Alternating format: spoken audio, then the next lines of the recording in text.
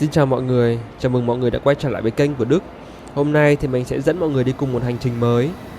Ban đầu thì mình định đi thẳng bằng tàu từ Frankfurt, nhưng mà đời thì không như là mơ, tàu bị chậm mất 1 tiếng đồng hồ.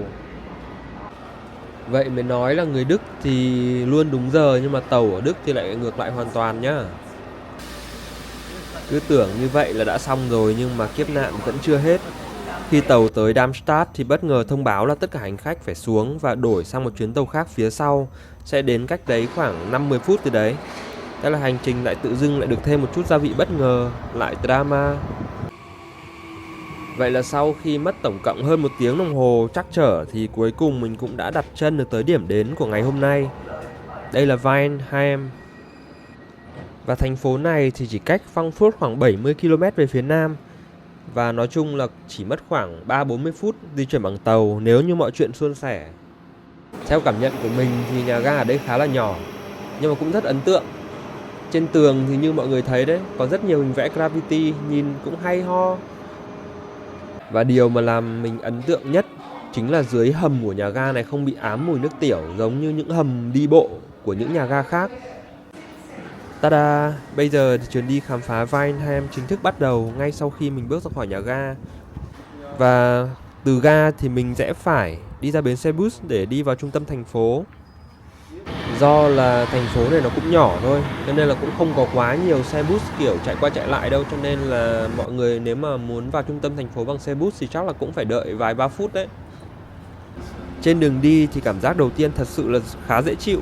Con đường dẫn vào trung tâm khá đẹp, không khí trong lành, cũng không nóng bức gì. Một điều mà mình luôn ấn tượng khi đi tới các thành phố nhỏ ở Đức, và tất nhiên thì Weinheim ở đây cũng vậy, chính là sự sạch sẽ và gọn gàng. Đường phố thì cũng không hề có rác, cây cối thì được chăm sóc khá là cẩn thận, tạo cảm giác vừa yên bình vừa dễ chịu ngay từ những bước chân đầu tiên. Xuống xe buýt xong thì mình bắt đầu đi bộ hướng vào trung tâm thành phố.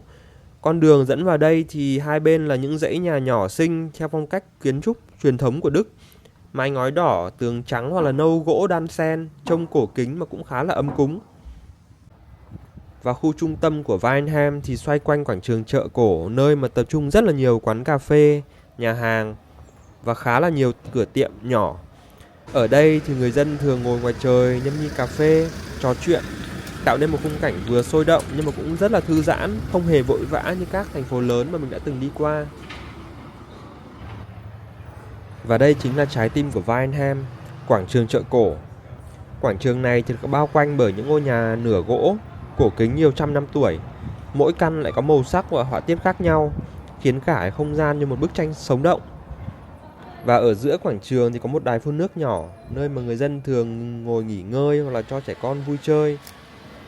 Vào những ngày nắng đẹp thì các quán cà phê ở đây và nhà hàng xung quanh quảng trường thường bày ghế ra ngoài trời. Người dân và du khách thì sẽ ngồi nhâm nhi ly cà phê, thưởng thức bánh ngọt, vừa trò chuyện vừa ngắm dòng người qua lại. Không khí ở đây thì rất là thoải mái, gần gũi, đúng chất châu Âu nhỏ xinh luôn. Điểm thú vị là dù quảng trường không quá lớn, nhưng nó lại mang đậm nét lịch sử. Mỗi góc phố, mỗi tòa nhà đều có những câu chuyện riêng từ thời Trung Cổ. Chính vì vậy mà nhiều người gọi quảng trường này là phòng khách của thành phố Weinheim, nơi mà hội tụ nhịp sống và văn hóa của cả một vùng. Ngay cạnh quảng trường chợ cổ thì không thể bỏ qua nhà thờ Saint Laurent, một trong những công trình tôn giáo quan trọng và cũng là biểu tượng của Weinheim. Nhà thờ này thì có nguồn gốc từ thời Trung Cổ, nhưng mà kiến trúc hiện nay thì chủ yếu là mang phong cách Tân Gothic với tháp chuông cao vút, mái nhọn đặc trưng và những ô cửa kính màu rực rỡ. Một điểm thú vị thì nơi đây không chỉ là nơi sinh hoạt tôn giáo mà còn là không gian gắn bó mật thiết với đời sống văn hóa của người dân địa phương. Vào dịp lễ Giáng sinh hay là các cái ngày lễ hội lớn thì khu vực xung quanh nhà thờ và quảng trường thường sẽ trở thành trung tâm tổ chức sự kiện rất là nhộn nhịp và ấm áp. Khi bước vào trong thì bạn sẽ thấy nội thất khá là trang nghiêm, những bức kính màu mô tả các câu chuyện trong kinh thánh và tiếng đàn organ vang vọng, tất cả sẽ tạo nên một bầu không khí vừa linh thiêng mà cũng rất là sâu lắng. Bước chân vào trong nhà thờ một cái là tự dưng có cảm giác gì đấy nó chững lại luôn đấy. Sau khi ngó nghiêng xung quanh nhà thờ thì cũng xin phép là được sống ảo, được phông bạt một chút.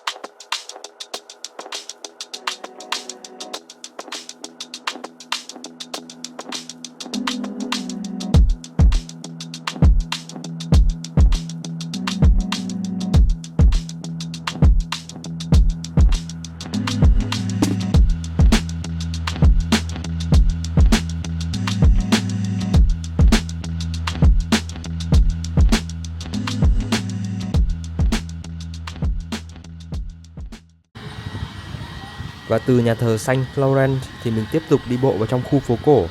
Con đường nhỏ này thực sự là rất ấn tượng và cuốn hút ngay từ những bước chân đầu tiên.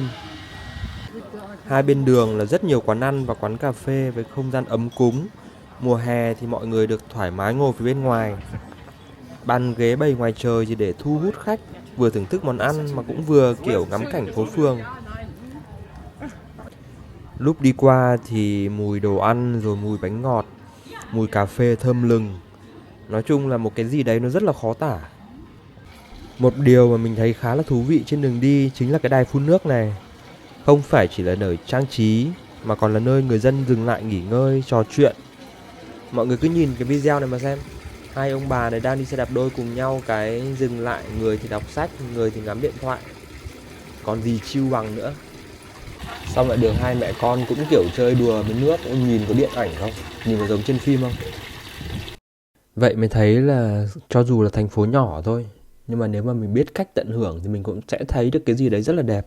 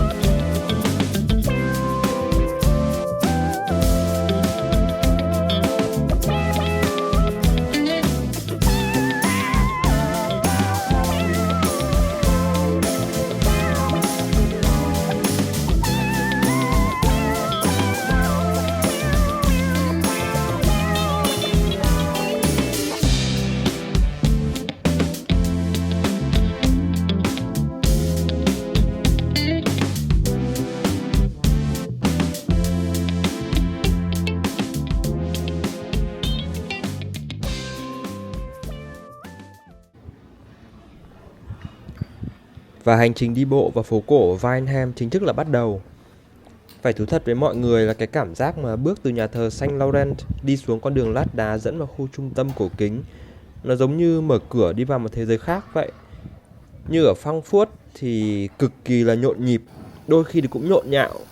Darmstadt thì nhìn có vẻ gì đấy hơi rối rắm một chút. Còn ở đây thì hoàn toàn khác, không gian vừa yên bình, vừa có cái gì đấy rất là nghệ thuật. Con đường ở đây thì nhìn kiểu lát đá cũ kỹ, từng viên gạch như kiểu nằm ở đấy cả 100 năm rồi, chứng kiến bao nhiêu là thế hệ qua lại.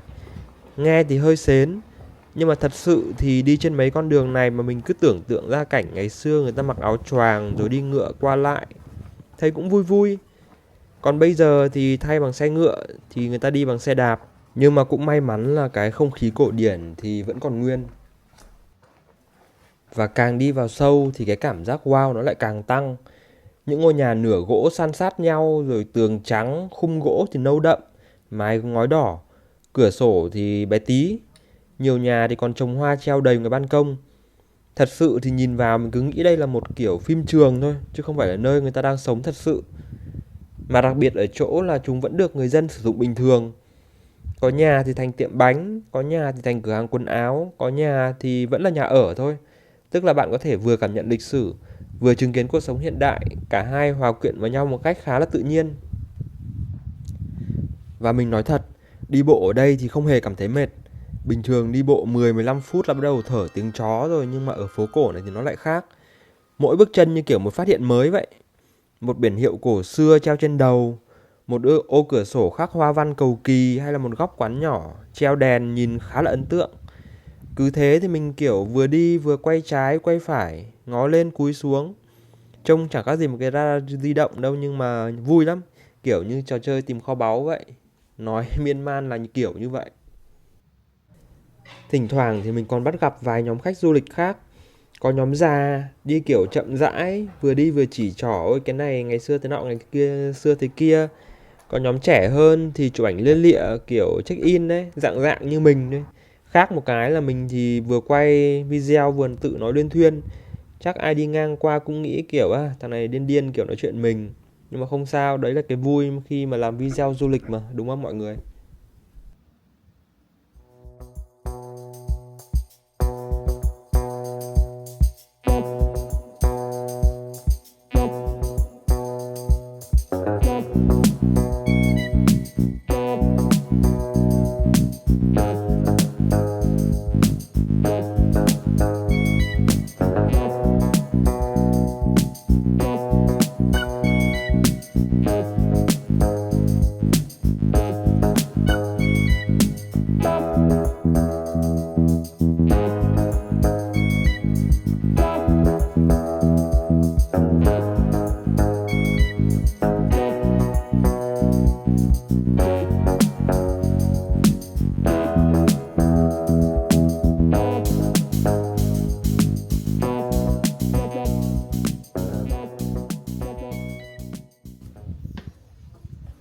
Và điểm mà mình khá là thích chính là cái không khí chung của cái phố cổ Vineland này.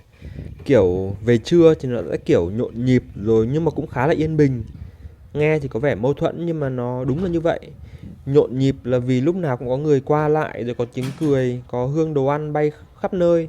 Nhưng mà yên bình ở chỗ là mọi thứ không vội vàng, không hề có cảnh chen chúc, không còi xe inh ỏi. Người ta cứ thong thả bước đi rồi nói chuyện nhỏ nhẹ, tận hưởng từng khoảnh khắc. Đấy, thế là chỉ là một trong cái đoạn đường ngắn thôi mà mình đã có cảm giác như kiểu đi qua cả một cuốn phim vậy. Mở đầu thì bằng nhà thờ uy nghi rồi đến con đường lát đá cổ kính. Hai bên thì là quán xá nhộn nhịp, xen lẫn những cái chi tiết lịch sử sống động. Và nếu để miêu tả bằng một câu thì đấy chính là đi bộ ở Vineland này thì giống như là bước vào một bảo tàng ngoài trời. Nhưng mà bảo tàng này thì có thêm cà phê, có đồ ăn, có tiếng cười và có sự sống.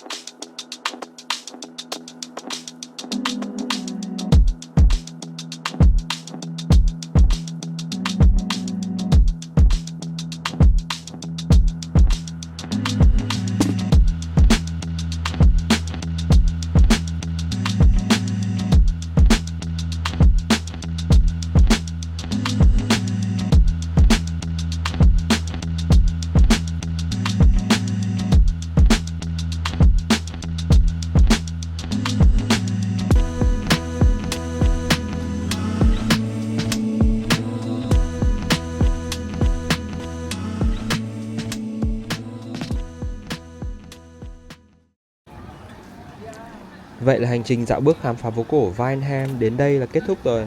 Thật sự mà nói thì Vineland tuy không phải là điểm đến quá nổi tiếng như Frankfurt hay là Heidelberg, nhưng mà chính cái sự cổ kính và gần gũi này lại khiến nó trở nên đáng nhớ.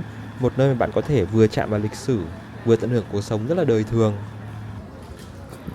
Thật sự mà nói thì ban đầu chỉ nghĩ rằng đây là một chuyến đi ngắn, nhưng mà cuối cùng lại mang đến là nhiều trải nghiệm khá bất ngờ.